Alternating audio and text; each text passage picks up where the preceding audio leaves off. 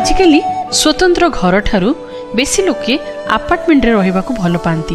भल एरिया रे मनपसंदर फ्लाटटीए 60-70 लाख रु कम रे मिले नहीं। चिंता करंतु तो सेई फ्लाट रे मोर बोली काहाकू कहिबा। तଳ चट्टाण केवल आमर नहीं, कारण आम तले रहुथिबा लोकंको छात अटे। आम फ्लाट रो छात ऊपर थिबा लोकंको पई ताहा चट्टाण अटे। फ्लाट रो कबाटटी को मध्य पाख पड़ोसी सहित बांटिबाकू पड़े। फ्लाट रो सीढ़ी और लिफ्ट को मध्य आमे आमर बोली कहि परिबानी।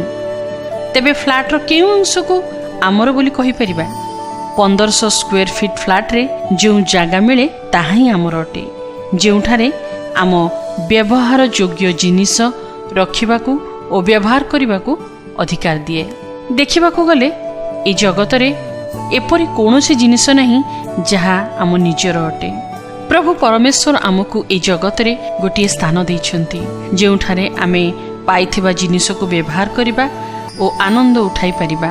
किंतु एपरि किछि नहीं ए जीवन परे जहा आम सहित नै परिबा। एपरि कि संपर्क उपरे मध्य आमर पूरा अधिकार नहीं। काहार माँ, काहार स्त्री, काहार भौणी कि झियो होई पारंती। निज माँ को मध्य आम निजर कहि परिबा नहीं। जदि कौनसी वस्तु कि संपर्क उपरे आमर पूरा अधिकार नहीं, तेबे सेमानको उपरे काहेकि हिंसा, क्रोध, असंतोष अबा अशांति मनोभाव रखिबा। आसंतु प्रभु देइथिबा ए जीवन को शांति, आनंद और प्रेमर सहित काटू। आपण कोन भाबुछंती?